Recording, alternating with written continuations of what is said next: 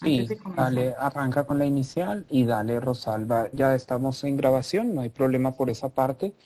Y vamos a estar aquí dándote soporte para lo que necesites, profe Ulises. Si necesitas algo, nos dices, no hay problema. Lo mismo, Rosalba. Estamos aquí para al pendiente de lo que se necesite. Ok. Si te parece algún mensaje, alguna situación, nos confirmas. Yo tengo tu teléfono celular, profe, así que cualquier cosita también por aquí estaré pendiente. Bueno, comienzo entonces. En un minuto comenzamos.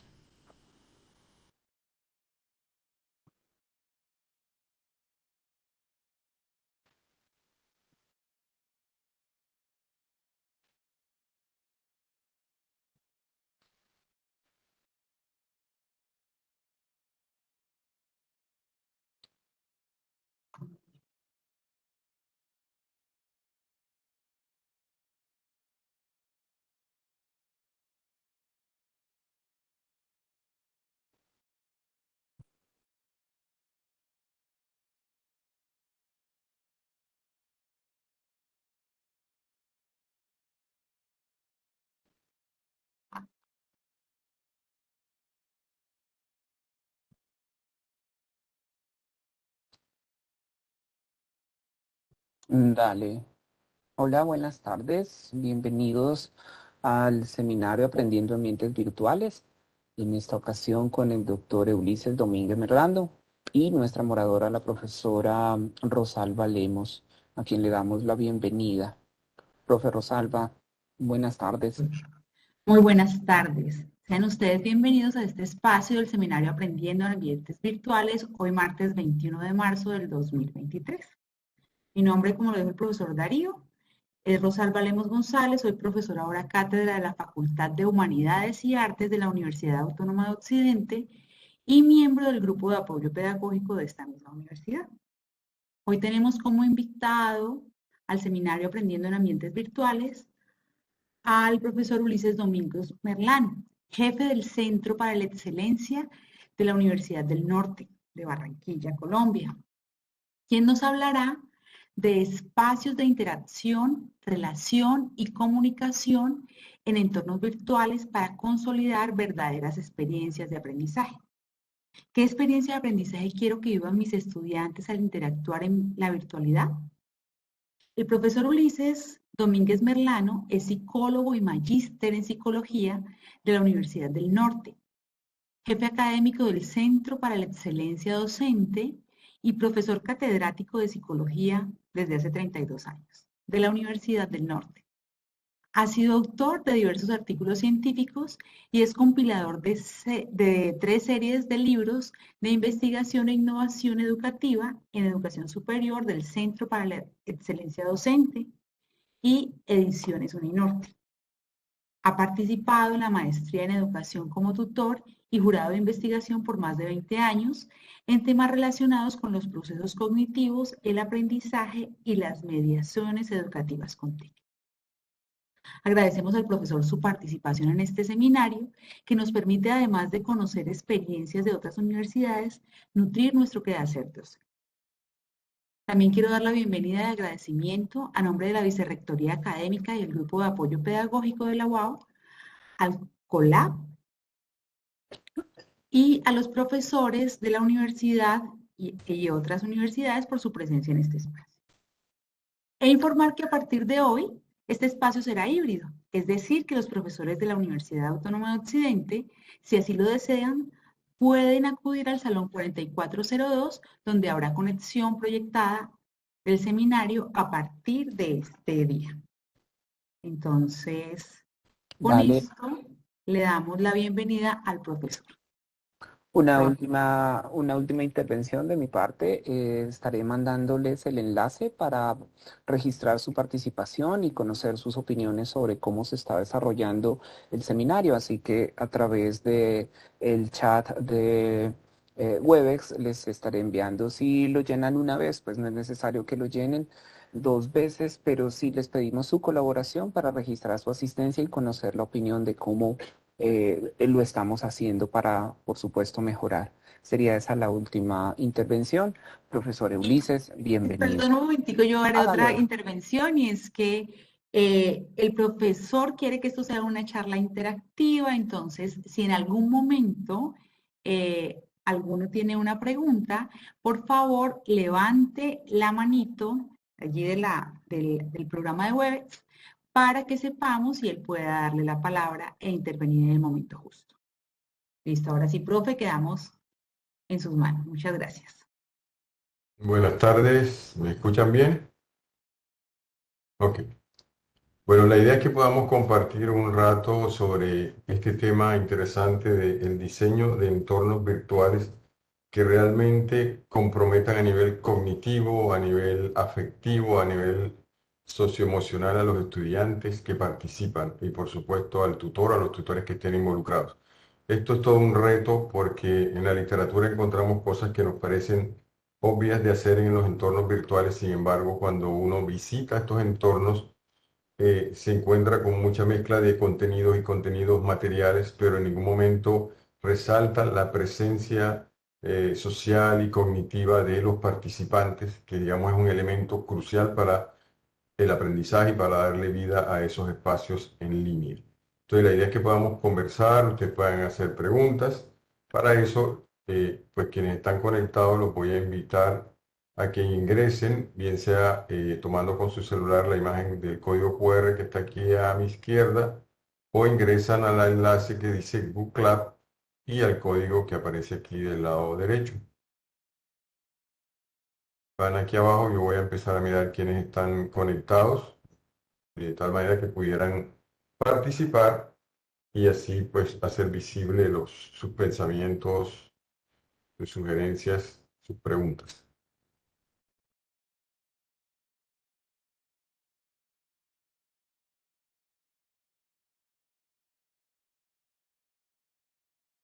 Esta es una herramienta, bueno, he pasado por varias herramientas de interacción en mis clases en línea y en mis clases presenciales también, porque la puedo usar en las clases en línea, puedo dejar actividades interactivas preparadas para que ellos las trabajen durante una semana o dos, o puede ser en sesiones en línea como la de ahora, en la que podemos interactuar.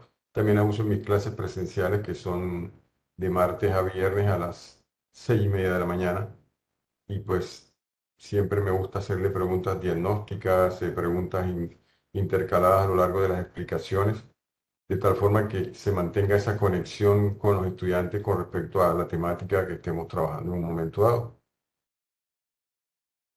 Bueno, yo voy a ir avanzando, igual en el código va a aparecer siempre aquí para que puedan ingresar, para poder aprovechar el tiempo. Pues sí tengo algunas preguntitas como de ambientación al principio que me gustaría que pudieran responder.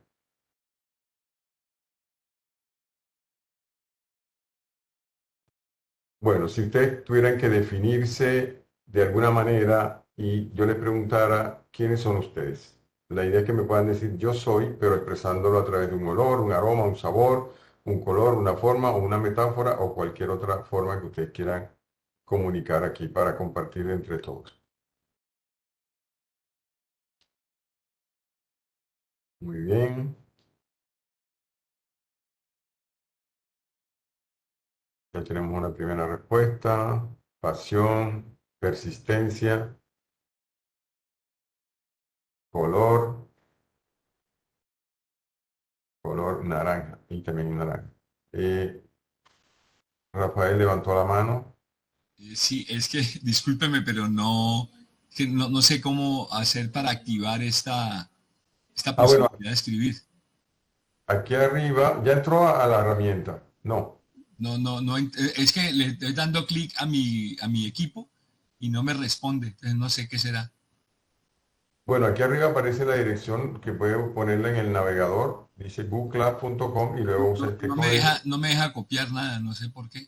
Y en el celular, también lo puede hacer desde el celular. Sí, es que yo tengo, tengo un celular un poco primitivo. En el Entonces, navegador funciona bastante bien.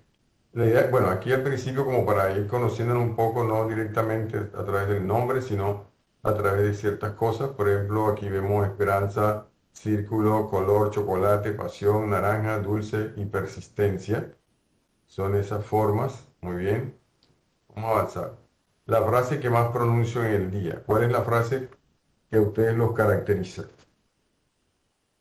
Esa que si alguien la leyera pudiera decir que son ustedes. A veces se vuelven automatismos verbales porque la repetimos tantas veces. Muy bien, vamos a hacerlo. ¿Quién más?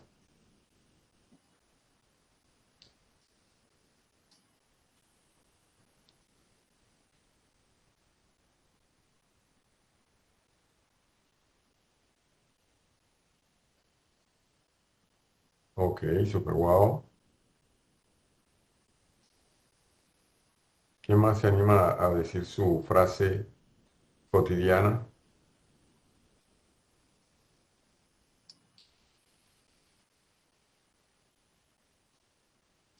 Tengo afán.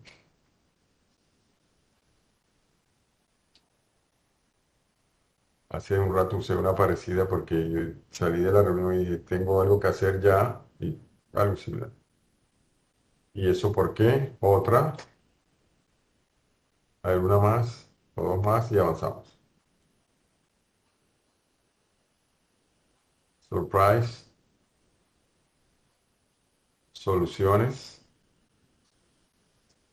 Muy bien. Profe, en el uso de la herramienta ya entendí cómo funciona y pues Ok, está muy chévere porque no necesita ni registrarse, no me pidieron así es. datos personales, no me pidieron identificarme, bueno, todo el tema.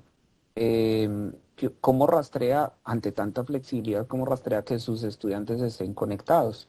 Bueno, en este caso, esta plataforma tiene o sea, la tenemos instalada o corre desde Brightspace. Entonces, cuando yo hago actividades con mis estudiantes, abro la herramienta o la activo con lo que quiera trabajar con ellos desde Brightspace y él ahí toma el registro de todos los estudiantes y me quedan las actividades que ellos hayan hecho en las columnas de Brightspace. También lo hacía con Blackboard y es una de las ventajas que tiene y por eso esta herramienta la estamos usando este año y es versión campus, es decir, todos los profesores la pueden usar. Digamos, en los años anteriores yo tenía Nearpod, que también pagamos unas licencias específicas, y tenía Mentimeter, también es otra herramienta que permite este tipo de interacciones, pero esas dos no tenían integración con Brightspace. Entonces, al tenerlo, pues facilita que uno pueda llevar el monitoreo de todos los estudiantes que participaron en una sesión. Y es parte de poder generar ese proceso de conexión del estudiante con lo que yo estoy haciendo.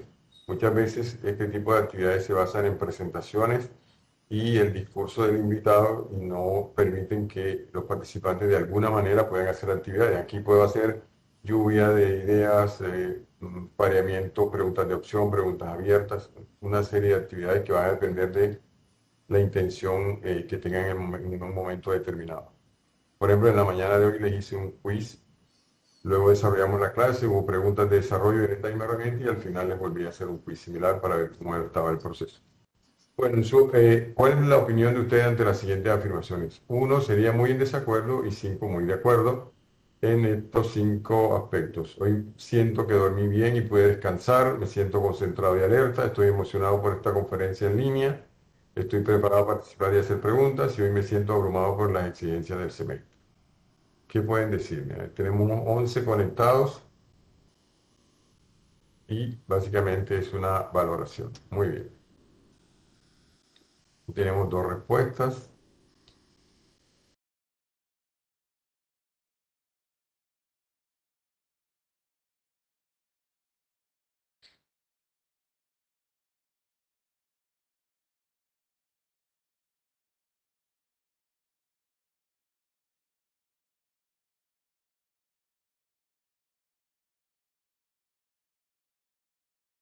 Miren que si no estamos alertas y con atención focalizada y sostenida y si no hemos descansado, difícilmente podemos aprovechar una sesión de trabajo o incluso estando conectados en nuestro entorno virtual, si no tenemos esa disposición de nuestra memoria de trabajo, difícilmente vamos a aprovechar lo que ahí se encuentra. Y eso que se encuentre ahí, además, si no está diseñado para que el estudiante gradualmente piense, tome decisiones, se va a volver tedioso y es lo que en gran medida afecta los diseños de los entornos virtuales que encontramos hoy día. A veces tienen muy buena conceptualización de los aspectos que deben aprender los estudiantes, pero la manera como se preparan las acciones o las estrategias para que el estudiante se aproxime a esos entornos realmente no son tan motivadoras y tan desafiantes a nivel cognitivo. Muy bien, aquí vemos que estoy preparado para participar y hacer preguntas, 3-5, o sea, no estamos tanto. La más alta es me siento concentrado y alerta, eso es supremamente importante, porque si están entrando en semisueño, en sueño profundo, se perdió la conexión con la conferencia y con cualquier otra cosa que quieran hacer. Muy bien, voy a avanzar para hacerles otra pregunta más específica. ¿Cuáles son sus principales preocupaciones sobre los entornos virtuales de aprendizaje?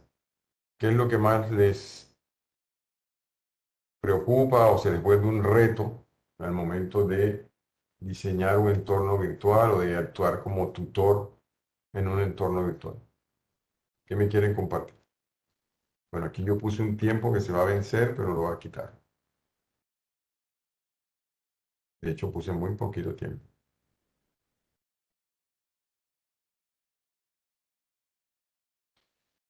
Muy bien, participación activa de los estudiantes. Por eso, como el subtítulo de la conferencia es ¿qué experiencia de aprendizaje quiero que vivan mis estudiantes hoy o en el momento en que estén interactuando con un entorno en línea?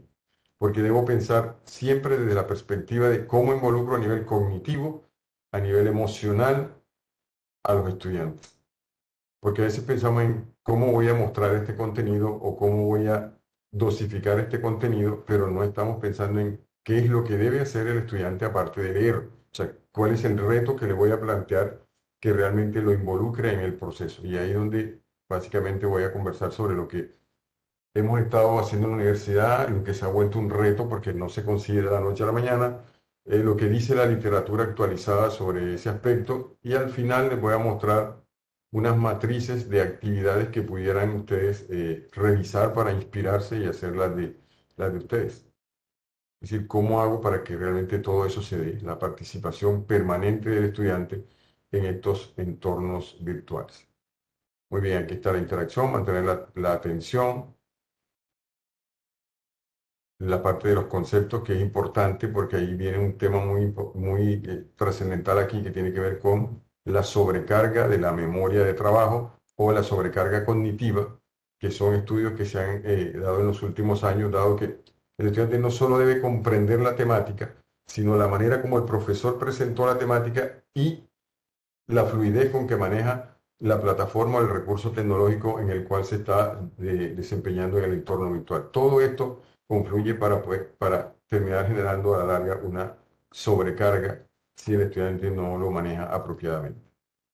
¿Cómo podemos ser reiterativos en las actividades que hacemos y centrarnos en los conceptos nucleares de la asignatura virtual que estamos manejando para que realmente eso le permita luego al estudiante tener esa memoria de los aspectos significativos de la temática que manejamos en la asignatura?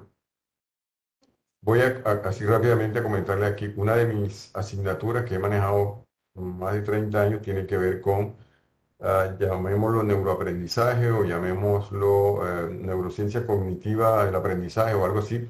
Pues en algunos momentos voy a estar mencionando cosas del cerebro o algunos conceptos como los que mencioné ahorita, que es parte de lo que como profesores que diseñamos entornos virtuales debemos tener claros para poder realmente idearnos actividades que faciliten el aprendizaje significativo y duradero de los estudiantes.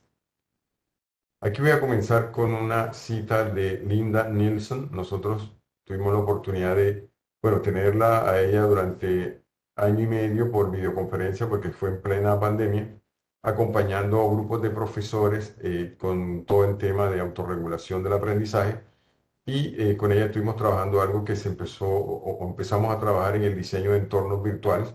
Ahí he colocado del lado, de mi lado izquierdo el libro que ella publicó que en el año 2021, y traje dos referencias. En el proceso de enseñanza-aprendizaje en los entornos virtuales tenemos que tomar en consideración todos los avances en neurociencia cognitiva y en psicología cognitiva que nos permiten comprender cómo es que aprenden mejor o mejor aprenden los estudiantes, tanto en los entornos en línea, entornos virtuales, como en las sesiones de trabajo cara a cara. Es decir, debemos mirar qué nos están diciendo esos avances en neurociencia. Cómo debemos diseñar un entorno, cómo es de valiosa la interacción con los estudiantes, cómo es de valiosa la retroalimentación justo a tiempo, cómo es de valioso hacer visible el aprendizaje o el pensamiento del estudiante en un momento dado del transcurso de una asignatura en línea o de una actividad en línea, porque de esta manera nosotros luego podemos brindar retroalimentación. Cómo podemos promover pensamiento de orden superior, no solo pensamiento digamos, de comprensión y de análisis, sino es cómo podemos trascender para que el estudiante realmente se esfuerce a partir de los insumos que le estoy dando y que ese entorno realmente esté alineado de manera coherente en todos sus componentes. Es decir, cómo cada módulo, cada asignatura que compone un programa de formación o un diplomado, como lo tengamos estructurado, realmente está todo alineado y podamos garantizar, primero, que hay una promoción de la autorregulación del aprendizaje, que hay una promoción de todo el trabajo independiente y también colaborativo del estudiante en pro de su proceso de aprendizaje. Entonces, eso implica un alto nivel de coherencia y de alineación de todos los componentes de ese entorno virtual de aprendizaje. Siempre pensando en qué experiencia de aprendizaje quiero que vivan mis estudiantes que implique unos niveles de pensamiento de orden superior. Pueden basarse en la taxonomía de Bloom, pensamiento crítico de Richard Paul, cualquiera de estas orientaciones que le dé el contexto para ustedes poder diseñar las actividades. Este documento, este libro se lo recomiendo porque tiene unas bases muy actualizadas sobre este tema. También otro insumo que hemos tomado es el que tiene que ver con los principios de aprendizaje, cómo funciona el aprendizaje. Esta es la traducción que hicimos acá en la universidad del libro en inglés de los autores. Michele Di Pietro ha estado con nosotros en muchas oportunidades acá en la universidad, trabajando con los profesores, porque ahí viene un tema crucial, es que el profesor comprenda que las investigaciones actuales nos están diciendo que hay una serie de principios que hay que tomar en consideración para poder dinamizar esa actividad cognitiva del estudiante durante la interacción en un entorno virtual. Es decir, que las estrategias didácticas deben tomar en consideración estos principios. Es decir, cuando yo diseño un momento de aprendizaje, debo comenzar cómo inicio, qué quiero que haga el estudiante, qué voy a activar, cómo le voy a dejar claro qué es lo que espero de él durante todo ese proceso, cómo va a ser todo ese desarrollo y cómo gradualmente voy monitoreando el grado de comprensión y de logro del resultado de aprendizaje. De tal manera que podamos potenciar su desempeño y de paso les vamos mostrando cómo volverse aprendices autorregulados. Estos son elementos importantes que hay que tomar aquí en consideración. Y aquí también en esos entornos debemos tomar en cuenta varias cosas. Aquí traigo del lado izquierdo, me voy a acompañar de algunas imágenes. Este es un resumen de los 4 pilares del aprendizaje del libro de Stanisław Lem, que digamos es un neurocientífico que ha publicado libros muy importantes algunos sobre el proceso de la lectura a nivel cerebral, y el último que está traducido al español, o uno de los últimos, que tiene que ver con cómo aprendemos. Y entonces nos habla de que tenemos que diseñar experiencias de aprendizaje que integran y pongan en práctica los conocimientos y habilidades de los estudiantes, de tal manera que en la medida en que usan ese conocimiento, lo llevan a la solución de problemas, se vuelve más fluido, más auténtico, y de esta manera el estudiante luego va a adquirir cierta independencia. Es un poco lo que ustedes mencionaban hace un rato, que era la preocupación de que se les olvida todo, no recuerdan nada, y que nos pasa también en las actividades presenciales, y es cómo logramos la consolidación que aparece aquí en el último punto en amarillo. Es decir, tenemos que captar la atención del estudiante, pero no diciéndole presta atención, sino diseñando actividades que él deba resolver, que se vuelvan un reto, donde él se comprometa activamente en la resolución, y en la medida en que va mostrando lo que va desarrollando, que ahí nos sirven mucho las plataformas tecnológicas, nosotros podamos brindar retroalimentación justo a tiempo para que el estudiante haga las correcciones y siga avanzando. Y nosotros como docentes tener claro cuáles son los elementos nucleares de la asignatura virtual que yo estoy trabajando. de tal manera que sobre esos elementos nucleares yo pueda ser reiterativo a través de diversas actividades, de tal manera que se pueda consolidar un aprendizaje. Duhigg hace un planteamiento desde la neurociencia cognitiva y el último punto de consolidación tiene que ver con ese principio del cerebro de úsalo o piérdelo. Es decir, si hay algo que yo no vuelvo a tomar, que no vuelvo a revisar, que no vuelvo a recrear, que no vuelvo a usar para resolver un problema, simplemente sucede algo que se llama poda neuronal. Se va perdiendo esa conexión. Pero si yo lo uso recurrentemente, lo que termina haciendo es un proceso de mielinización a nivel de las conexiones neuronales, por lo tanto la probabilidad de que se consolide a largo plazo y lo pueda recordar y lo pueda usar posteriormente va a ser mayor. Entonces no es suficiente con hacer unos contenidos bonitos si el estudiante no se involucra, no los escudriña, no los usa para resolver un problema y somos a lo largo de la asignatura reiterativos sobre aquello que consideramos que es esencial y nuclear para que el estudiante le quede como esa estructura o ese andamiaje conceptual que nosotros estamos trabajando en la asignatura. Por favor, si hay alguna preguntita, levantan la mano o dicen algo, ¿cierto? Otro aspecto, aquí, este es Linda Nelson.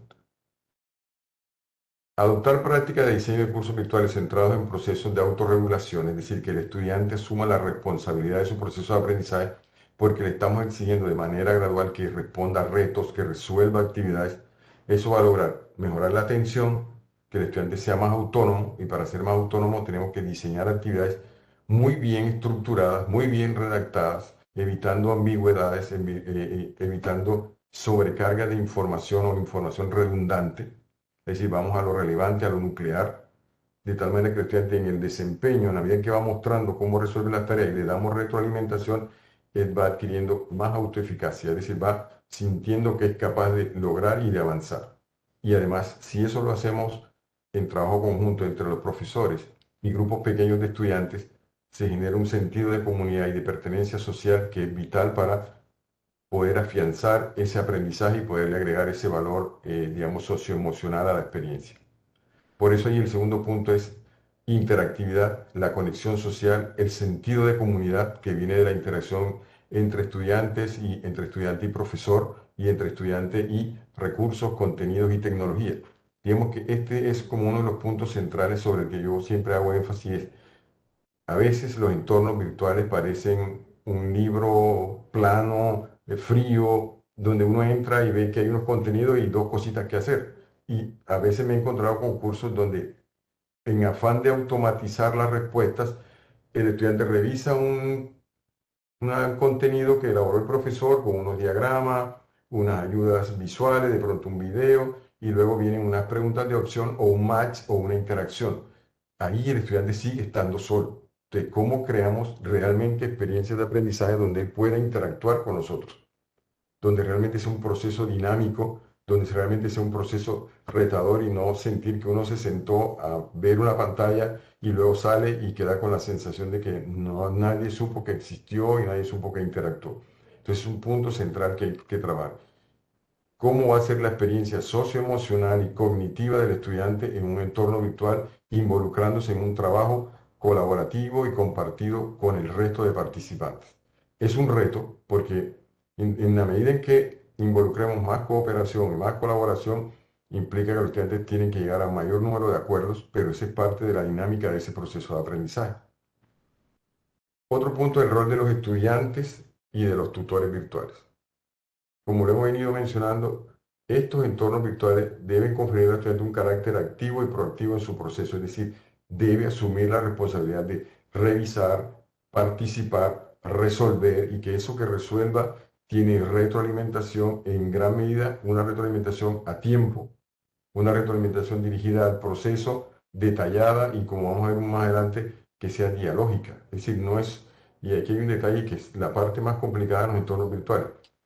Uno como profesor recibe la actividad, pone comentarios de texto, de audio o de video, pero luego uno no sabe, primero, si el estudiante la leyó y la entendió y la pone en práctica y hace los ajustes, o no la leyó, pero nosotros dijimos, yo le mandé la retroalimentación. Ese, digamos que es como el nivel más bajo de retroalimentación, porque debería ser, y es donde está el reto, una retroalimentación dialógica, es decir, que el estudiante me dé un feedback de que entendió lo que yo le dije y de que puede hacer los ajustes, y si no lo puede hacer, ¿por qué no lo puede hacer? Entonces viene ese intercambio, ese diálogo, que es el que realmente enriquece el proceso de aprendizaje. Muchas veces el estudiante dice, no, ya saqué 3,5, saqué 4, ya listo. Si él puso algo ahí, pero no importa.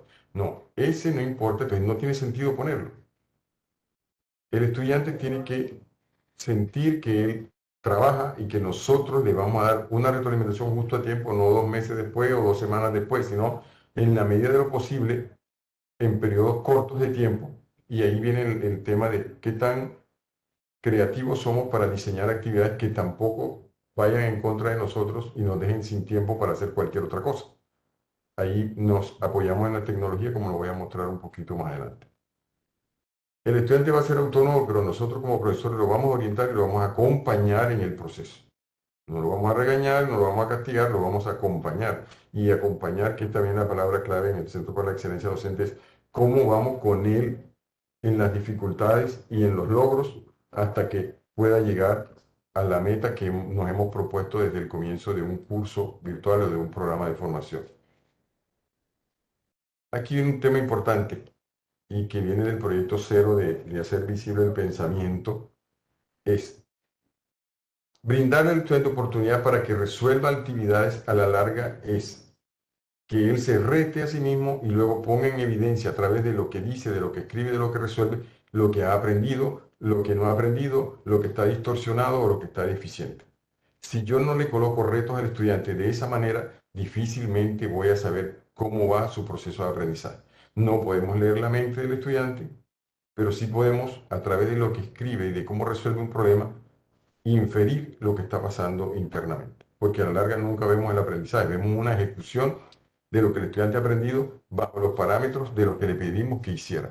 Entonces, en estos entornos virtuales hay que brindarle la oportunidad al estudiante para que él, a través de la resolución de casos, problemas, determinadas actividades, pueda mostrar cómo va avanzando, cuáles son las dificultades que tiene, es decir, y cómo pone en evidencia esos conocimientos y esas habilidades que ha ido desarrollando. Y eso implica, a la larga, es hacer visible su pensamiento. Y esto aplica también para los entornos presenciales. Y el otro punto, como lo venía mencionando, es brindar retroalimentación dialógica en forma individual o grupal. Cuando evidencio dificultades, entonces la plataforma o el tutor, en la mayoría de los casos, debe de manera muy específica brindarle al estudiante otros recursos, otro tipo de actividades para que pueda resolver esas dificultades que he ido presentando, porque nos damos cuenta indudablemente, como sucede en lo presencial como en lo virtual, que hay diferencias en cuanto a los niveles de aprendizaje, en cuanto a la manera como se preparan.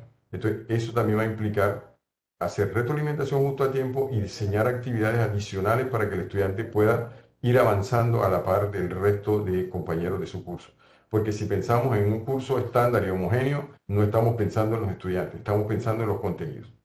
Porque al pensar en los estudiantes vamos a encontrar indudablemente diferentes niveles. De ahí el tema de las evaluaciones diagnósticas, de esos acompañamientos, de colocarle retos para que nos podamos dar cuenta cómo va cada estudiante y cómo va el grupo en general, y de esa manera podamos realmente estar generando una experiencia significativa de aprendizaje. Aquí yo les he ido colocando las referencias, al final las van a encontrar todas para que luego, si quieren visitar los artículos o los libros y puedan profundizar, que sería como lo ideal. Hablemos un poco de la evaluación.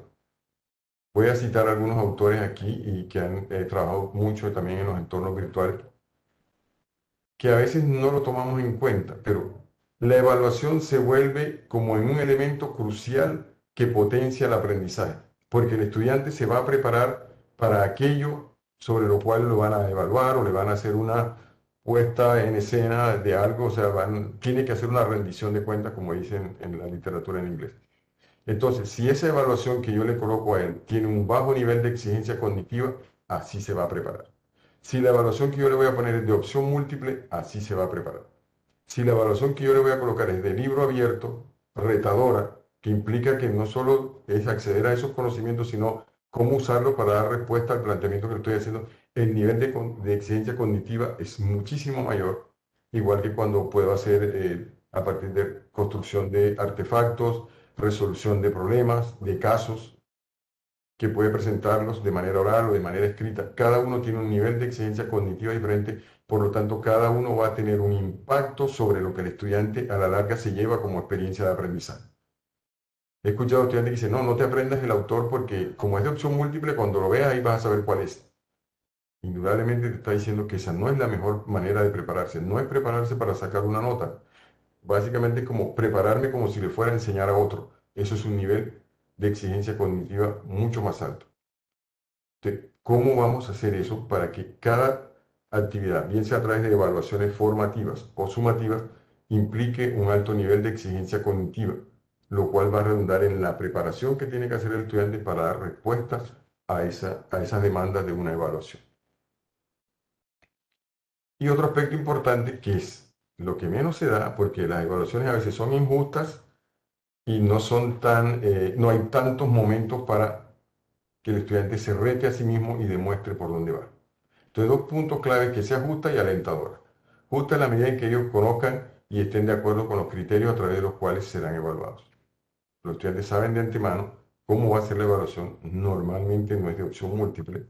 Y si fuera de opción múltiple sería un caso con unas opciones que implican un análisis profundo, una consulta a la literatura para poder resolver. Alentadora de tal manera que estimule una mentalidad de crecimiento, como dice Carol Dweck. Mentalidad de crecimiento que el estudiante siente que ahora todavía le falta y que puede encontrar los mecanismos a través de la orientación y el acompañamiento del tutor para seguir aprendiendo, adquirir mayor dominio en la temática que se está trabajando.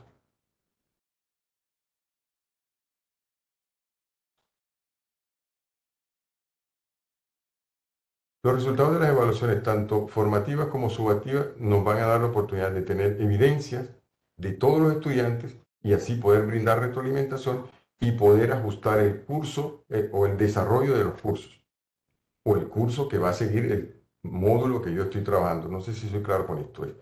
Cuando yo hago una evaluación formativa no es porque sí, es porque quiero saber con ese reto de la evaluación cómo van los estudiantes.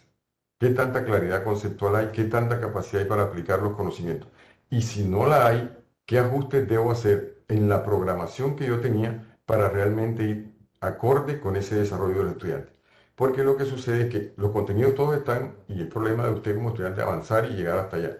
Pero no lo estoy considerando. Estoy estandarizando unos contenidos sin tomar en consideración el que está allá, que es el agente activo en el proceso de aprendizaje. Entonces el reto está aquí en que esas evaluaciones me van a dar insumo para saber si debo avanzar o si debo detenerme y reorganizar el material, porque puede ser como que la manera como lo hice no está resultando comprensible para ese grupo de estudiantes que yo tengo. Entonces es importante ese punto. Y a la larga, al tener insumos de cada uno de los estudiantes, yo puedo brindar retroalimentación pertinente de acuerdo a esos avances que me están mostrando los estudiantes y de acuerdo a ese resultado, a esa meta de aprendizaje que yo he planteado y a la cual quiero llevar gradualmente a los estudiantes. Hay un tema aquí, lo planteaban algunos profesores en una charla anterior, es que muchas veces no están pensando en el resultado de aprendizaje, sino en el número de contenidos que tienen que cubrir en un módulo o en un curso o en una asignatura virtual. Y se olvida que en el fondo lo que está detrás es un resultado de aprendizaje, es decir, qué es lo que yo espero que mis estudiantes aprendan y que perdure ahí como parte de su acervo de conocimiento y como parte de un conjunto de habilidades que van desarrollando en la medida en que interactúan en un entorno virtual. Aquí hay otro aspecto importante de las experiencias de aprendizaje, que es como lo que he estado mencionando. Las actividades de aprendizaje representan un nivel concreto, articulado y diverso de propuestas de trabajo que nosotros le damos a los estudiantes. Es decir, como profesor me debo sentar a pensar qué experiencia o qué reto le voy a colocar al estudiante para que en la medida en que desenvuelva o se desenvuelva en ese reto, en la medida en que involucre sus procesos cognitivos y afectivos, realmente lo esté yo llevando al logro de ese resultado de aprendizaje. De cómo le doy múltiples oportunidades para que él vaya demostrando que va avanzando. Entonces aquí es donde está el reto. Muchas veces, y esto pudiera parecer obvio, pero muchas veces como tutores, como profesores que diseñamos entornos virtuales, nos sentamos a decir, bueno, aquí tengo una temática. ¿Cómo voy a diseñar un material para que le resulte llamativo, atractivo y comprensible al estudiante? Si yo diseño el material, en el fondo quien está aprendiendo más soy yo que lo estoy diseñando, porque luego el que lo recibe dosificado, lo recibe a veces como en forma de papilla, pero no está haciendo un esfuerzo cognitivo. Entonces, si yo diseño unos materiales, tengo que pensar en gran medida en qué es lo que va a hacer el estudiante para que a partir de esos elementos conceptuales él pueda resolver problemas, pueda aplicar el conocimiento. Y ahí es donde está el reto. Cómo lo involucro de manera activa, de manera permanente, y cómo a través de las actividades que planteo puedo ver su pensamiento, entre comillas, cómo puedo hacer visible lo que está aprendiendo y así yo pueda brindarle retroalimentación. Ya aquí, bueno, voy a ir mostrando algunas recomendaciones. Como lo he mencionado, estrategias que propicien interacción constante y estén enmarcadas dentro del trabajo colaborativo o cooperativo, instrucción por pares, aprendizaje basado en equipos, proyectos. ¿Por qué este tipo de actividades? Porque tienen un nivel de exigencia cognitiva más alto, porque exigen presencia cognitiva del estudiante, porque exigen colaborar con otros, participar con otros.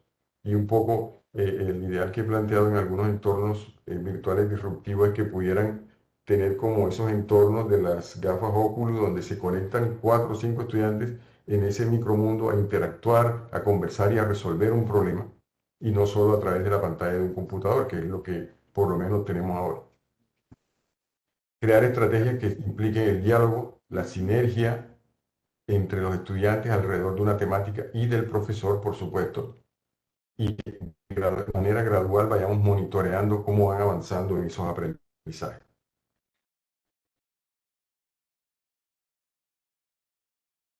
Aquí este punto que lo cita York, que también lo habíamos mencionado hace un rato, es cómo soy reiterativo en los aspectos conceptuales que quiero que el estudiante domine, y para eso debo primero garantizar que a nivel conceptual hay un alto grado de comprensión y luego debo llevarlo progresivamente a que utilice de manera fluida y auténtica ese conocimiento en la resolución de problemas. Y ahí hay dos aspectos que los psicólogos manejamos.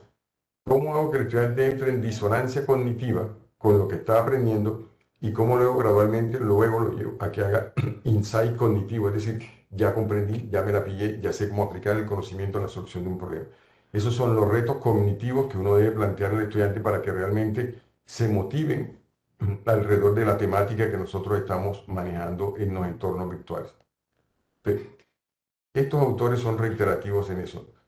Pudiera yo centrarme en cómo hago unos contenidos llamativos, bonitos, pero que no están retando al estudiante a nivel cognitivo. Entonces, ahí es donde está, digamos, el elemento clave del diseño de estos entornos virtuales. Y en la medida en que reto al estudiante y él me dice cosas, me escribe cosas, me muestra cosas, me está dando evidencia de cómo está funcionando sus pensamientos y sus aprendizajes, cómo se están organizando, y a partir de ahí yo puedo dar retroalimentación justo a tiempo, puedo dar retroalimentación muy particular y muy específica a esos aprendizajes. Un punto importante, y aquí es una cita de Meyer 2013, sin embargo Schweller es el que más trabajó el tema de la teoría de la carga cognitiva, y se refiere a varias cosas. ¿Cómo estamos diseñando esos recursos educativos que el estudiante debe revisar?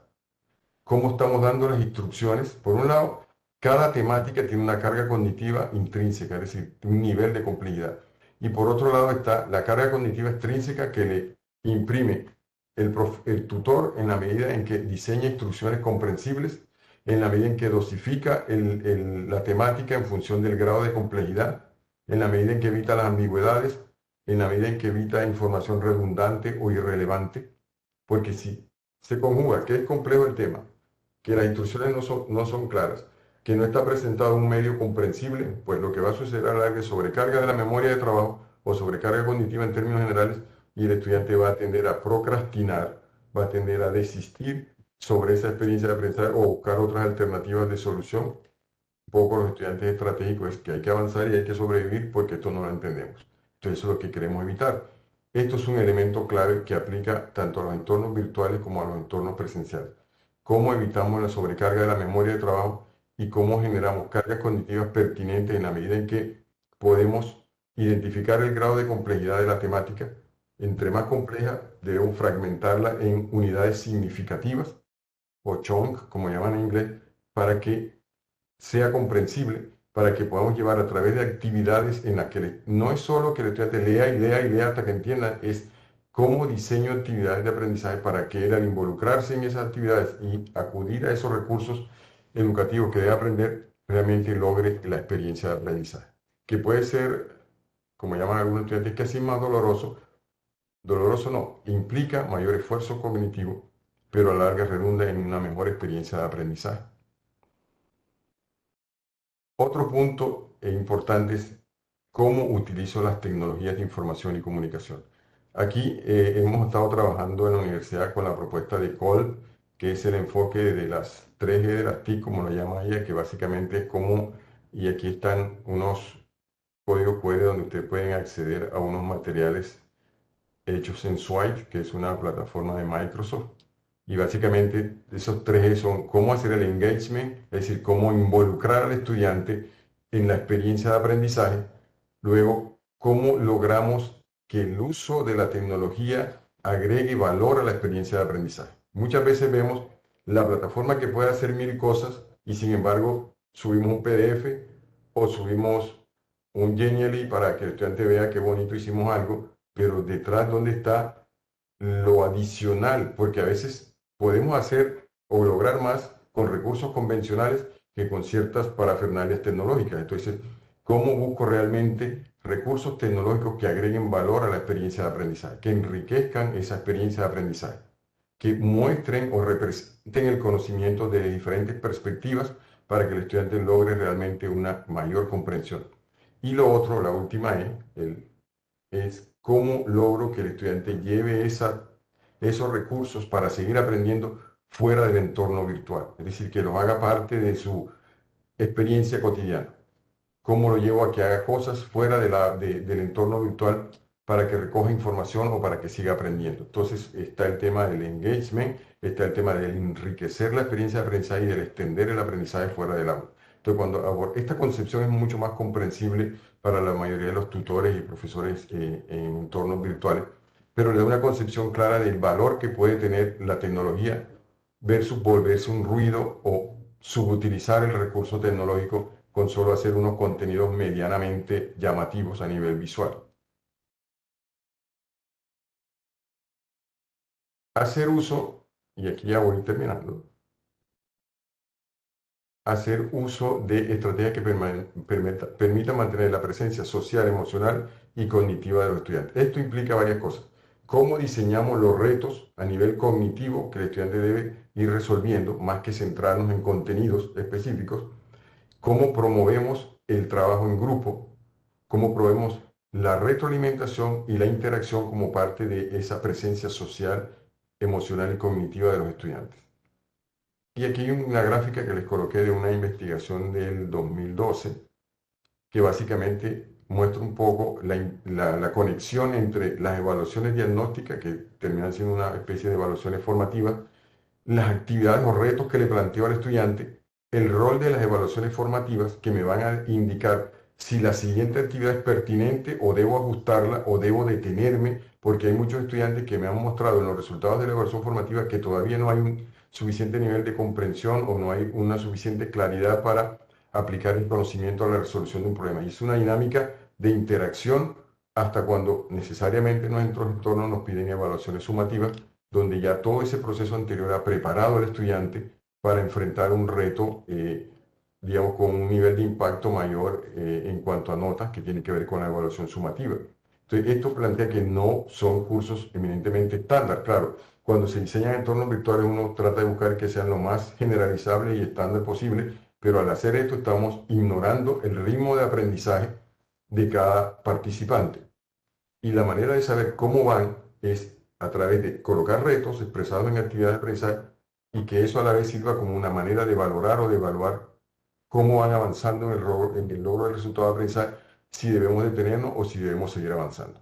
También hace un tiempo consultaba una investigación en la que, de corte cualitativo, en la que a los estudiantes se les ponían unas preguntas y se valoraban las respuestas en función de si era una respuesta que daba un estudiante que no sabía nada del tema, que tenía un conocimiento intermedio o un conocimiento avanzado. Entonces, cuando tú tienes este espectro y resulta que todos tus estudiantes están dando respuestas de un estudiante que no sabe nada y tú preparas una clase para ese estudiante como si fuera un estudiante que sabe mucho, no estás hablando con ese estudiante, no estás comprendiendo a ese estudiante y no estás preparando un entorno de aprendizaje acorde al nivel de avance de ese estudiante.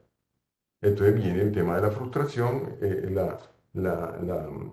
esta teoría del fluir. ¿Cómo va a fluir alguien si le estás pidiendo un nivel de exigencia cognitiva mucho más allá de lo que él puede dar? O resulta que el estudiante entra en tedio y aburrimiento porque estás diseñando actividades que están muy por debajo de su nivel de conocimiento y de su nivel y de su capacidad para resolver problemas. Entonces, esto lo coloco un poco para mencionarle que si no tomamos en consideración al estudiante, difícilmente podemos estar generando unos entornos donde promovemos un clima social, emocional y de construcción colaborativa de conocimientos. A veces más una cosa unidireccional. Otro reto importante, lograr que los cursos sean accesibles para todos a través del diseño universal del aprendizaje. Es un tema que he estado manejando hace un rato. Ahí ven de mi lado izquierdo, dice Diseño Universal del Aprendizaje. CAS es el centro que más ha trabajado en esto y tiene esos planteamientos. Aquí no coloqué el enlace, yo hice un material sobre las estrategias para esos 3 momentos que ellos también trabajan en entornos virtuales, es decir, cómo involucramos y hacemos partícipe al estudiante, que sería todo lo que tiene que ver con las redes afectivas. ¿Por qué debo aprender esto? ¿Qué es lo que a la larga genera altos niveles de motivación? La motivación tiene que ver con una meta, hacia dónde quieren que me mueva y hacia dónde quieren que llegue. Motivación y emoción son 2 procesos diferentes, que pueden ir uno al lado del otro, sí. Motivar a alguien es dejarle claro hacia dónde queremos que vaya y cómo va avanzando gradualmente en eso. Y para mantener la atención focalizada y sostenida, es decir, una atención voluntaria, hay que involucrar los procesos motivacionales que tienen que ver con esa corteza límbica que vemos aquí de verde, que es la parte más afectiva. Luego el punto de cómo logramos representar lo que queremos que el estudiante comprenda desde diferentes perspectivas, y ahí nos ayuda la tecnología. Y es lo que se llama las redes de reconocimiento, que es esto morado que pudiera llamarse área parietotemporo-occipital, que es el área del cerebro que se ha demostrado que maneja todas las representaciones de aquello que queremos aprender. Y el otro punto importante es cómo involucro el área prefrontal o la corteza prefrontal del estudiante a través de retos y actividades que yo les planteo a lo largo del desarrollo de los aspectos conceptuales de un módulo virtual o de un curso virtual o de toda una estrategia de formación, que es lo que se llama las redes estratégicas de cómo aprende.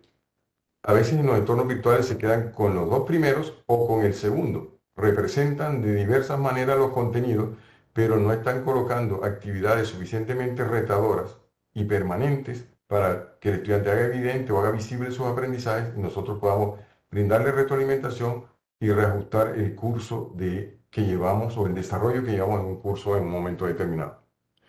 Involucrar a los estudiantes no es solo el principio, ni tiene que ver, como dicen algunos profesores, yo no soy payaso de nadie, no tiene nada que ver con eso. Tiene que ver con dejarle claro qué es lo que queremos que aprenda y a lo largo del proceso ir monitoreándolo e ir dándole retroalimentación para que se vaya desarrollando esa autoeficacia percibida del estudiante y vaya logrando mayor autonomía en sus procesos de aprendizaje. Y aquí para terminar quería mostrarles, hay un libro que publicaron hace un rato ya, que se llama 75 actividades de e-learning. Bueno, aquí yo hice una traducción de los nombres de las actividades que le sirven a uno para inspirarse y poder crear un entorno basado en esa premisa de qué experiencia de aprendizaje quiero que vivan mis estudiantes hoy. El texto lo ha dividido como en varias categorías. La primera se llama inducción y romper el hielo. Y la matriz aquí nos muestra, voy a rápidamente a mencionarlo, tamaño del grupo, modalidad y tiempo que tenemos para hacer la actividad, y el check que aparece aquí nos dice cuáles serían las actividades recomendadas. Luego, si nos desplazamos, vemos estas que son para cómo desarrollar habilidades en e-learning, es decir, que el estudiante pueda interactuar, conocer la plataforma, desenvolverse, participar con los compañeros. Y la otra parte es la colaboración y la construcción de equipos. Es importante que antes de comenzar eminentemente las actividades académicas, formativas, de adquisición de conocimiento, se consoliden equipos de trabajo, que los participantes realmente se conozcan como personas, como individuos, conozcan, por supuesto, a través de las videoconferencias y de estos recursos con los que contamos hoy. Y la otra parte de la matriz que continúa, pero solo voy a mostrar esta primera parte, estrategias para construcción de conocimiento sobre los aspectos conceptuales del curso. Entonces aquí vemos igual la matriz tiene el tamaño de los grupos, la modalidad y el tiempo requerido, y hay unas actividades en el lado izquierdo.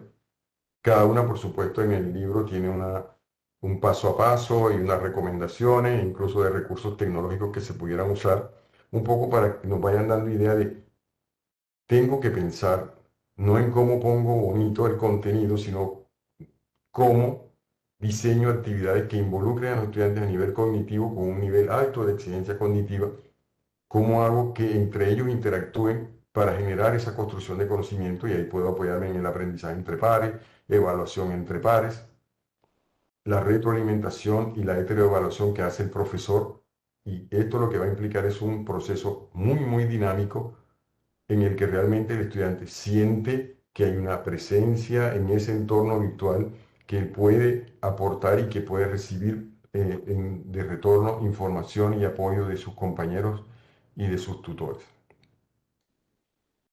Y aquí aparece un dolor de cabeza para algunos y tiene que ver con todas las plataformas de inteligencia artificial, que ha impactado tanto la formación virtual como presencial. A veces, cuando tenemos esa concepción bancaria del aprendizaje, de que el estudiante hay que darle y meterle cosas en la cabeza y que algo debe pasar ahí adentro y luego cuando le haga un examen le va bien, pues hoy día hay tareas que ya no podemos asignar de la misma manera porque rápidamente el estudiante va a una plataforma de inteligencia artificial y busca una respuesta. Entonces aquí lo que hemos adoptado en la universidad es cómo le damos al profesor recomendaciones para que la pueda usar, bien sea para él diseñar momentos en la clase, diseñar experiencias de aprendizaje con sus estudiantes, o cómo, y es lo que vemos aquí en el recuadro de abajo, ideas para que el estudiante la usen fuera de clase o para que se preparen para los retos que van a enfrentar en una clase virtual, por ejemplo, en la que realmente el profesor está colocando retos y no solo contenidos. Ese es un material que, bueno, yo esta charla se la voy a mandar en PDF. Aquí van a encontrar el enlace para que puedan acceder a ese recurso. Ahí están detallados.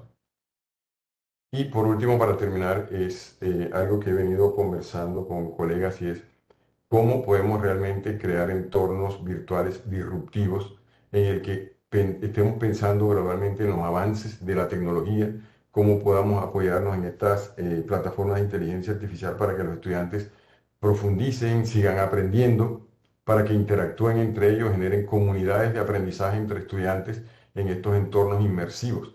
Entonces es un poco el reto que viene de no solo ya tener la información ahí en la pantalla y poder leer, que normalmente estamos acostumbrados a que el profesor nos mande un texto y un video y unas animaciones, más bien cómo creamos estos entornos interactivos, inmersivos, en los que a través de avatares o a través incluso de sesiones conjuntas con estas gafas, podamos exponer al estudiante a un problema en que pueda resolverlo y pueda representarlo en ese entorno y que realmente podamos trascender los entornos virtuales de aprendizaje a los que hemos estado acostumbrados pues, en los años en que se ha ido desarrollando la tecnología hasta el momento presente.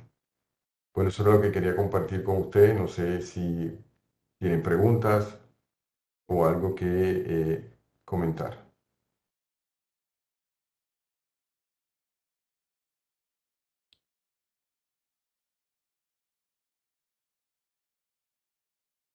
Gracias, Beatriz.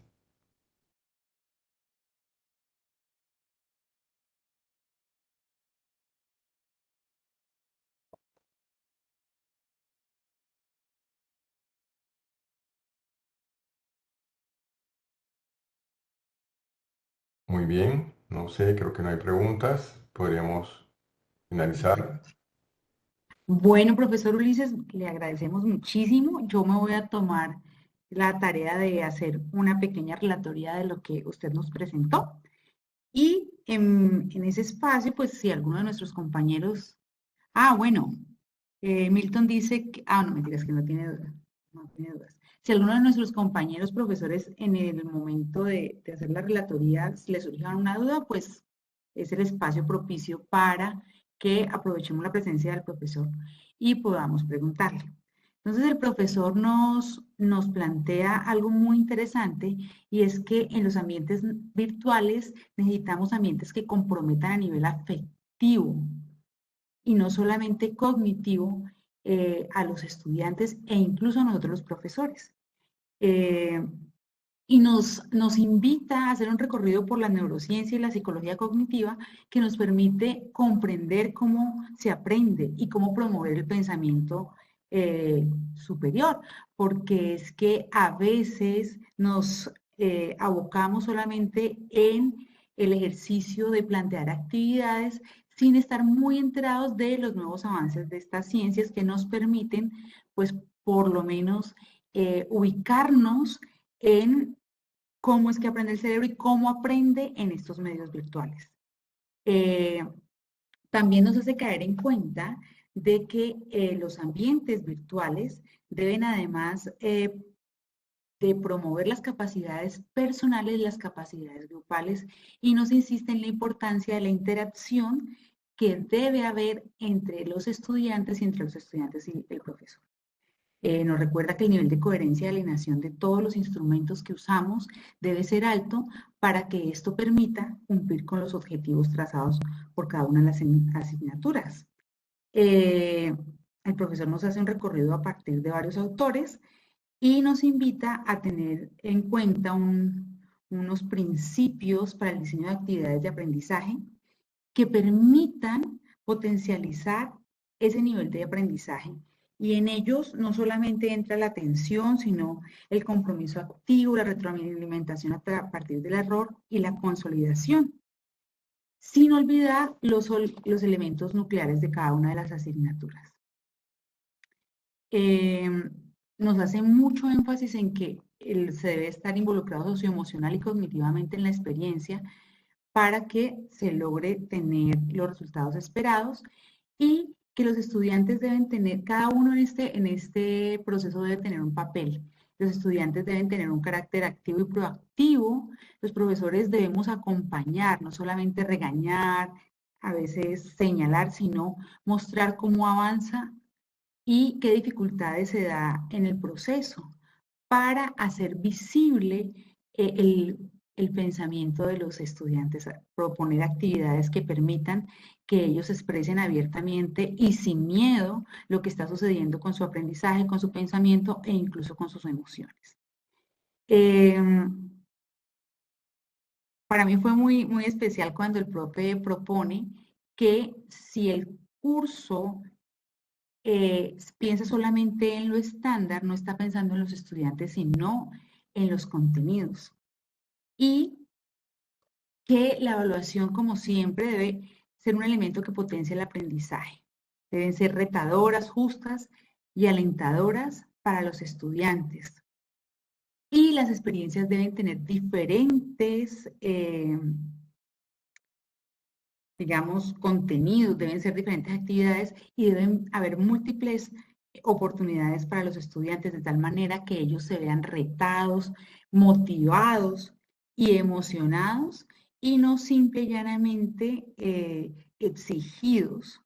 El profe también nos hace hincapié en que no debe haber sobrecarga de la memoria de trabajo, o sea, no debe haber sobrecarga cognitiva, sino que se deben establecer algunos mecanismos que nos permitan retar a los estudiantes para que ellos quieran aprender y nos quieran compartir para que nosotros, si es necesario, adaptemos los recursos y los contenidos al ritmo que van teniendo los estudiantes. Bueno, pues básicamente esto es lo que yo puedo decir. Me parece muy interesante lo que nos plantea como profes y creo que lo que nos acaba de plantear el profesor no solamente nos sirve para los ambientes virtuales de aprendizaje, sino que nos sirve en cualquier modalidad de educación y de enseñanza que estemos implementando como profesores. De nuevo, profesor, muchas gracias. Y bueno, creo que por aquí el profe Andrés Fernando nos está haciendo una pregunta, entonces. Sí, ¿me escucha? Sí, ¿me escucha, profesor? Sí, ya la estuve leyendo. Por eso, cuando comencé en algunas de las imágenes que proyecté, hay unos libros. Por ejemplo, el libro de Principios de Aprendizaje, de cómo aprende el cerebro o cómo aprendemos, tiene allí una serie de estrategias que incluso ahí en el libro comentan como para entornos presenciales y virtuales, que serían como los primeros insumos que uno pudiera tener. Lo otro es la matriz, o sí, la matriz grande que mostré al final, tiene sugerencias de actividades de tal manera que uno dice, mira, voy a comenzar el tema 1, ¿qué tipo de actividades voy a hacer para romper el hielo en este tema, para mirar las expectativas de los estudiantes? Entonces uno ahí ya encuentra, como yo lo digo, una inspiración para uno poder adaptar o crear las propias estrategias. Luego, más adelante dice, actividades para generar construcción de conocimiento, es decir, cómo pongo al estudiante a trabajar alrededor de algo que le permita realmente comprender la temática. Entonces ahí voy a pensar, si tengo grupos pequeños o grandes, ¿cuáles de todas esas estrategias me recomienda el libro? Que ya esos libros me llaman mucho la atención porque básicamente son metaanálisis de lo que han publicado o lo que se ha publicado con toda esta estrategia de Soroll, es decir, ¿qué dicen las investigaciones de cómo mejor aprenden los estudiantes? Entonces de ahí hacen un metaanálisis y extraen aquellas que realmente han demostrado consistentemente que aportan valor a la experiencia de aprendizaje. Entonces allí uno como profesor va adquiriendo como esas estrategias. Les hablo yo que vengo de una época en que mi tesis de psicología la hice con una máquina de escribir. Se pueden imaginar lo que uno gradualmente se va volviendo como un residente digital en la medida en que he ido incursionando en la tecnología gradualmente. Aquí este punto de tomar esos referentes nos ayuda a que gradualmente fluya más. Aquí en la universidad tenemos un diplomado en pedagogía universitaria que se hizo en versión virtual cuando la pandemia, y cada módulo comienza con un caso. Y el caso involucra elementos que tienen que ver con la temática. Entonces, el profesor va a responder al caso con sus conocimientos previos. Es decir, ya estoy haciendo una evaluación diagnóstica de qué elementos maneja el profesor cuando quiere dar respuesta al caso. Luego vienen gradualmente los elementos conceptuales, pero más centrado en qué va a hacer el profesor, qué tipo de actividades va a diseñar, cómo lo va a reflejar a través de escritura colaborativa o a través del diseño de algún organizador gráfico, y gradualmente va avanzando y luego al final aparece exactamente el mismo caso, pero le dice, usted ha pasado por una experiencia de aprendizaje en la que ha adquirido una serie de conocimientos, ¿cómo responderías nuevamente al caso? Entonces, él vuelve a ir a un diario, que fue donde hizo la primera anotación, y empieza a comparar lo que él dijo al principio con lo que diría ahora y lo consigna ahí a partir de los nuevos aprendizajes. Y yo, de hecho, ahí ya tengo como tutor una visión de que, oye, ¿cómo le he incorporado más elementos a ese análisis del caso? Y en el fondo me está diciendo que ha aprendido algo sobre la experiencia. Entonces, ¿cómo gradualmente lo voy llevando?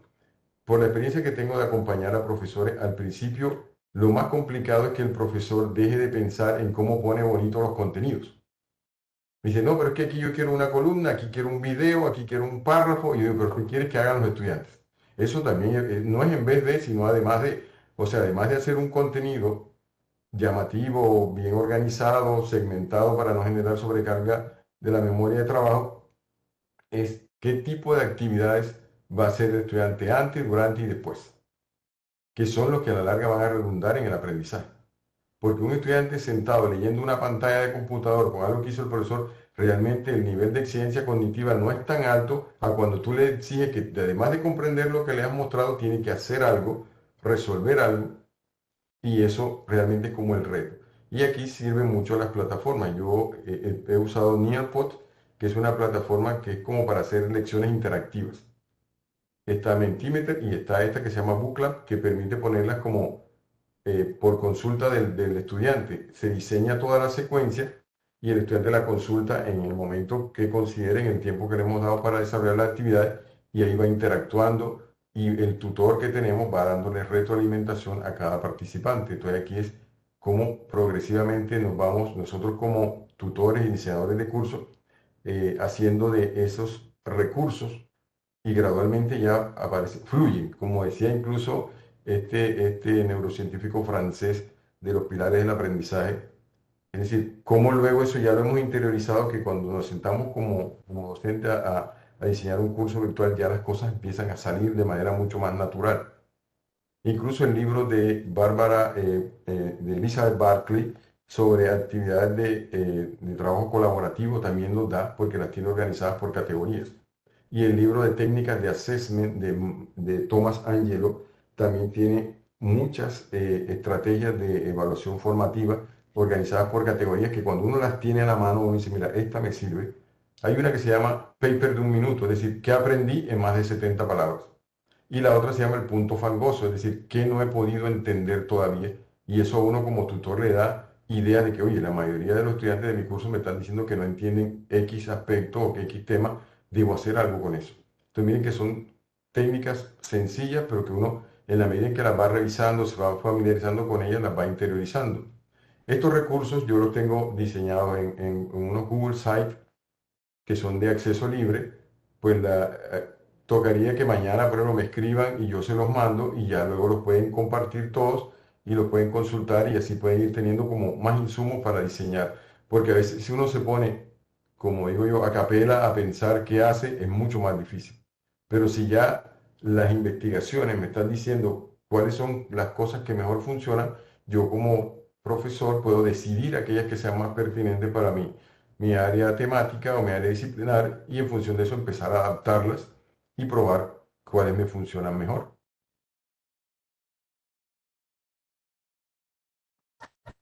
Muchas Perfecto, gracias. profesor. Muchísimas gracias, muchísimas gracias. Yo tengo de todas maneras una inquietud, bueno, tengo varias, pero pues no quiero ni abusar de su tiempo por la hora, pero me surge la inquietud es por, bueno, pensando en grupos etarios de profesores, es decir, sabemos que hay profesores que tienen ciertas edades y de pronto están más cercanos a las tecnologías, mientras que otros de pronto no las viven del mismo modo. Y a propósito de estas reflexiones que usted plantea y lo que la literatura nos está ofreciendo alrededor de, bueno, sobrecarga esencial y todos estos principios de Meyer en el multimedia learning, en fin, que hay que considerar. Yo me pregunto es, por ejemplo, para aquellos profesores que de pronto no han estado tan cercanos a lo tecnológico, que lo viven de un modo diferente, ¿qué acompañamientos en un momento dado hay que hacerles o cómo hay que apoyarlos?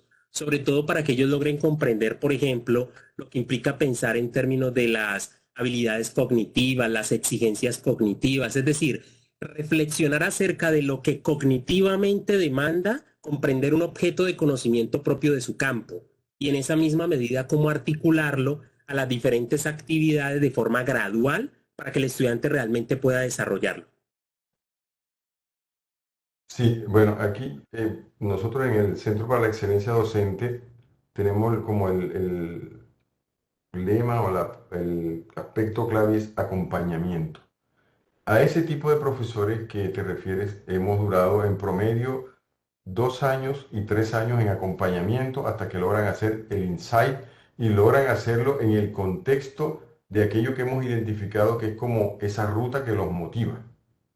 Y muchas veces, hablo también de casos muy específicos que he tenido con profesores, que esa ruta no es 100% las TIC. Pueden generar innovación en el aula, pueden generar innovación en los entornos, pero su centro es, por ejemplo, colocan una actividad en el entorno virtual, pero esa actividad no se desarrolla en el entorno virtual, sino que la desarrolla el estudiante en el mundo físico. Por ejemplo, el profesor de arquitectura, él quería que los estudiantes cambiaran la concepción de hacer un diseño arquitectónico, que normalmente son como los rectángulos de las casas y el hall, y él los ponía a trabajar en algo que él llama el Tangram 3D.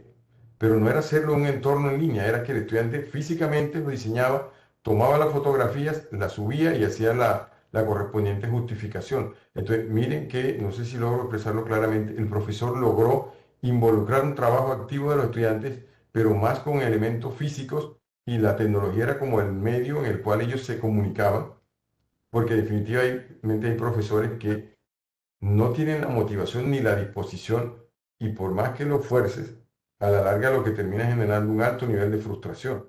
Tú tienes que tener el tacto para identificar, mira, él va a funcionar mejor por aquí.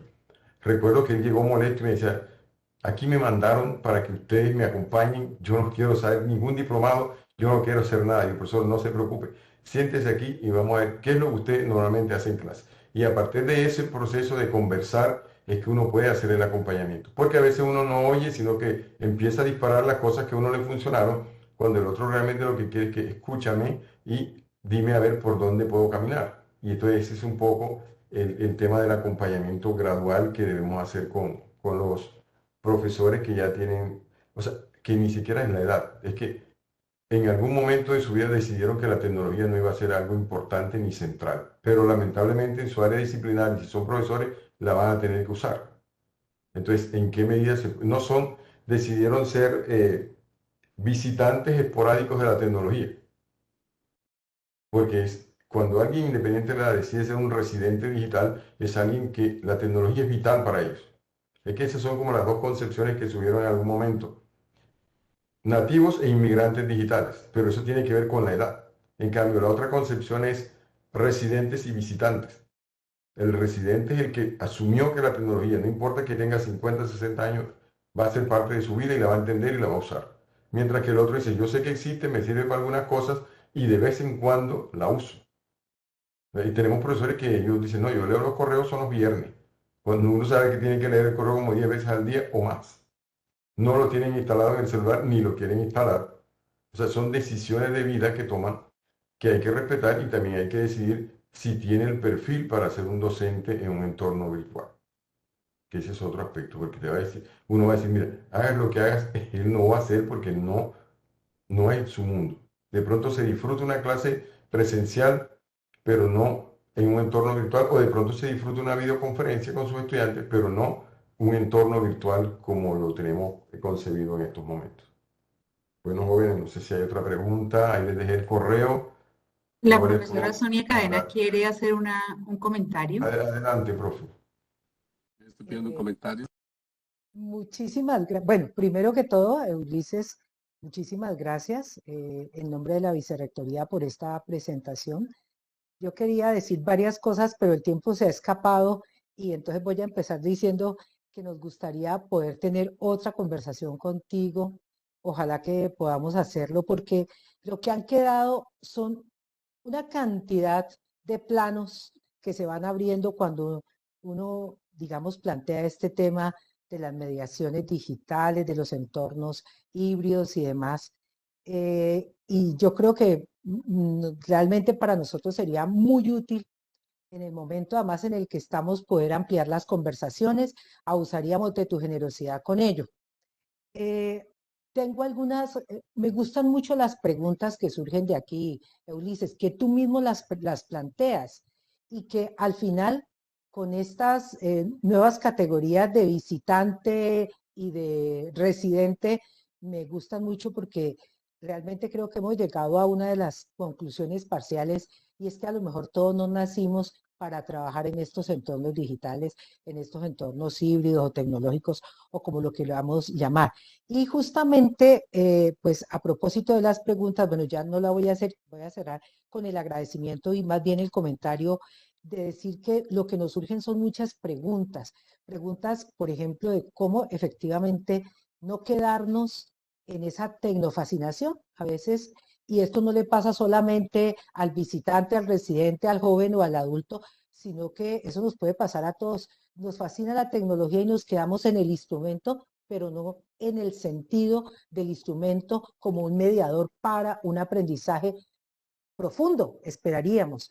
Entonces, yo siento que ese también es un desafío grande que tenemos en realmente no convertirnos en un residente que simplemente quedó fascinado y que siente que mientras más juguetes haya y se pongan en escena y haya un activismo, entonces eso es muchísimo más beneficioso. O sea, ese podría ser una trampa en la que caemos y yo creo que habría que ser muy cautelosos con ello y con lo que tú has planteado realmente, ese es el llamado de atención. Voy a dejar simplemente para ojalá otra conversación esa afirmación que es dura cuando nosotros hacemos diseños homogéneos, estandarizados, estamos distanciándonos de el reconocimiento de esa diversidad y de condiciones mucho más equitativas. Esa es una afirmación muy dura y muy dura sobre todo a nivel institucional cuando uno realmente hace diseños estandarizados. O sea, realmente lo conflictúa a uno muchísimo y bueno, yo allí la verdad creo que conviene seguirlo pensando y mirar entonces cuáles serían las alternativas. Y cierro con esta otra reflexión. Muchos de los compañeros que están aquí en este momento estamos abocados a esa reflexión también.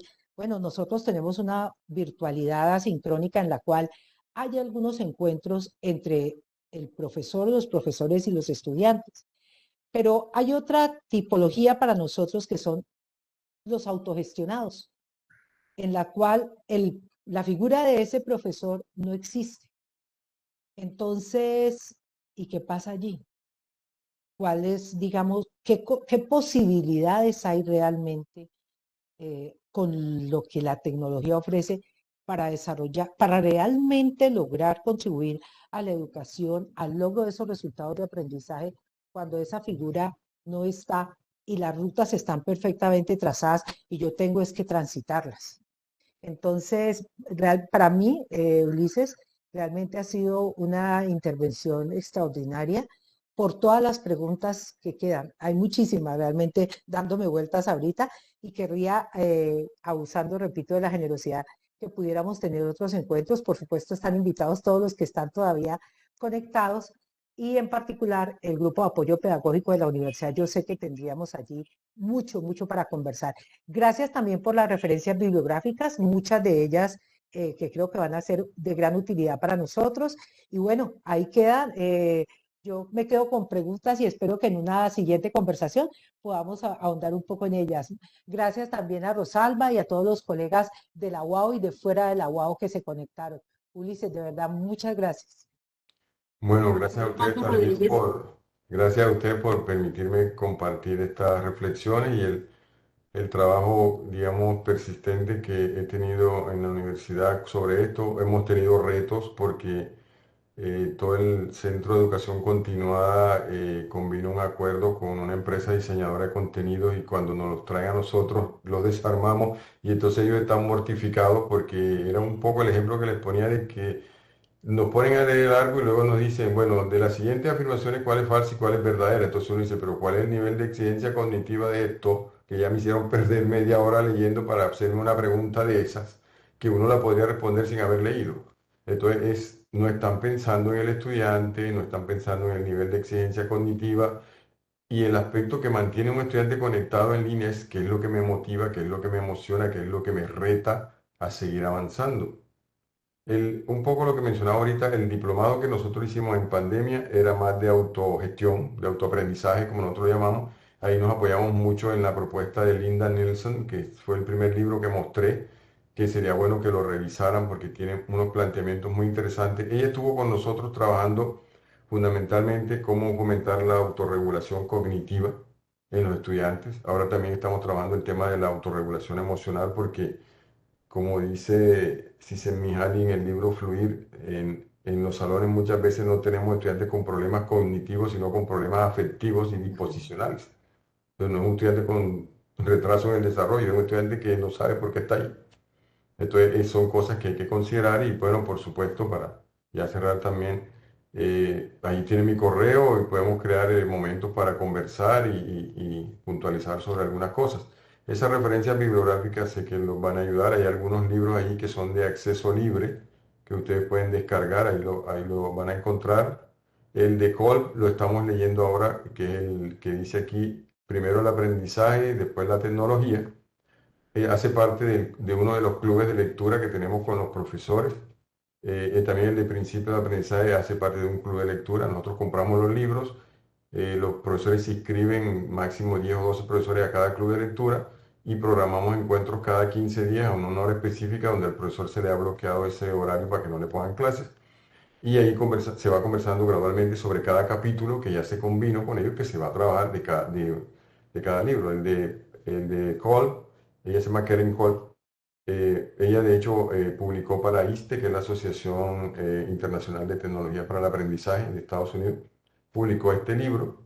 Tiene varios, este es uno de los que hemos usado porque habla un poco de cómo hacer el tema del engage con el estudiante, cómo usar la tecnología no para deslumbrarse, sino para identificar aquella que le agregue valor a la experiencia de aprendizaje, ¿cierto? Y luego cómo el estudiante puede usar ciertas tecnologías para seguir aprendiendo fuera del aula, fuera del entorno virtual o presencial. Es un libro que también tiene muchos ejemplos, tiene una rúbrica de cómo uno puede evaluar si esa tecnología está usándola por necedad o por necesidad o porque realmente va a aportarle valor a la experiencia de aprendizaje. Bueno, cierro con eso porque yo me emociono y hablo mucho y mis hijas me están esperando. Pues Gracias. de nuevo, muchas gracias, profesor, por compartirnos su experiencia, su investigación al respecto. Seguramente, como planteaba la profesora Sonia, hemos quedado con muchas inquietudes, con muchas ganas de seguir aprendiendo y bueno, pues gracias a los profes que están aquí, gracias a la universidad por propiciar este espacio, al COLAB por apoyarlo y esperamos vernos en una pronta oportunidad. Que estén muy bien todos. Gracias a Gracias, todos, Ulises. hasta luego. Saludos. Gracias, Ulises. Muy Hasta buena la luego. Muchas exposición. gracias. Un gusto. Muchísimas gracias, Ulises. Luego te contacto internamente para un saludito más especial. Terminemos por acá, por la sesión. Gracias a todos los participantes. Damos por terminado el evento, el seminario. Son las 6:26 de la tarde, marzo 21 de 2023. Les agradecemos a todos su participación. Un saludo para todos. Esta información estará disponible luego en la página web del Grupo de Apoyo Pedagógico. Ya les haremos llegar el enlace cuando esté subida la presentación y la pequeña reseña que se hace. Al profesor Ulises, muchísimas gracias. Siempre bienvenido por acá, sea virtualmente o presencialmente. Ok, con gusto. Algún Buenas día nos tardes. saludamos. Muchas gracias, Así es. Ulises. Gracias, Rosalba. Okay.